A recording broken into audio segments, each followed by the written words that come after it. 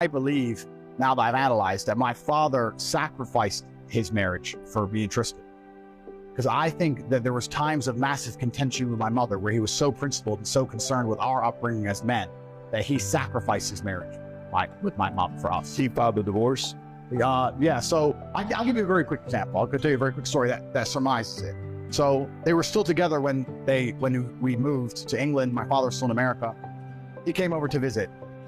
And my mom said to me a couple of days before he comes, your dad's coming, we're gonna get a haircut. And I was must have been about 12. Went to get a haircut, we went to our normal hairdresser wasn't there. Got some other hairdresser, cut my hair, whatever. And when we got back to the house, my mom's like, I don't like how she cut your hair. She cut your hair wrong, And I'm only 12, right? So I'm like, yeah, she cut my hair wrong. So when my dad came, my dad turns up, he's only there for like a couple hours. I haven't seen him in nearly 6 months.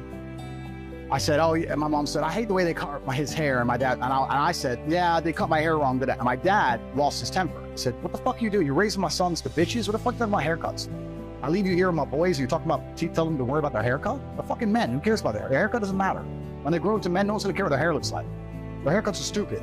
And my mom's like, well, no, Emery, it's just, she cut it wrong, da-da-da. And my dad was like, listen, I trust you with my boys, and you fucking cut the hair on. So they got in some big argument. So I'd only seen my dad for 3 hours at this point, fucking 6 months.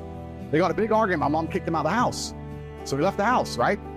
So we went to the hotel, and then the next day he called me, he goes, I can't come to that house, your mom doesn't want me there, come to me.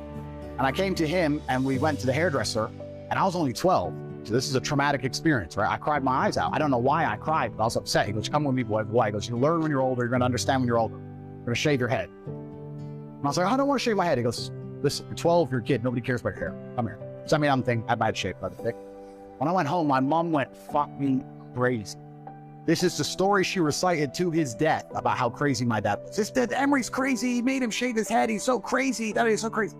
But when I shaved my head, my dad said, listen, you're gonna grow into a man and you're gonna learn that there's so many things that society expects of you, and there's so many things that people expect of you, and so many things people are gonna care about. And the last thing on the list is gonna be your haircut.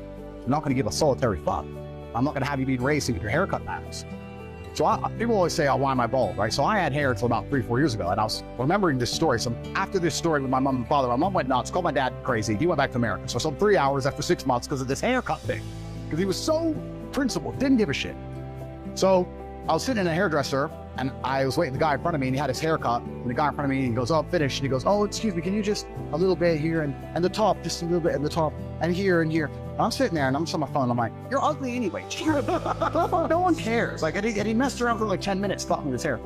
So when it was my turn, and I sat down. It wasn't my normal barber. He goes, hey, how do you want your hair cut? And I remember the story, and I just couldn't. I was like, bro, shake it off. Like, I'm a millionaire, kickboxing world champion. Who gives a fuck about my hair? I haven't had hair since. I did it at that day, and ever since, I've just been like, oh, this is easy. I can go anywhere. Shave it off, shave it off, shave it off. But that's an example of my father would destroy his relationship with my mother to try and teach me and Tristan things. And I have so many examples of that. Their biggest arguments were almost him being too principled about me and Tristan, and my mother trying to be like, Emery, that's crazy, or Emery, let him go to sleep. Emery, he doesn't want to play chess. Emery, sometimes my dad was like, no, but he's gonna be this way. He has my name. So you can leave the house if you want. Eileen, he's doing this.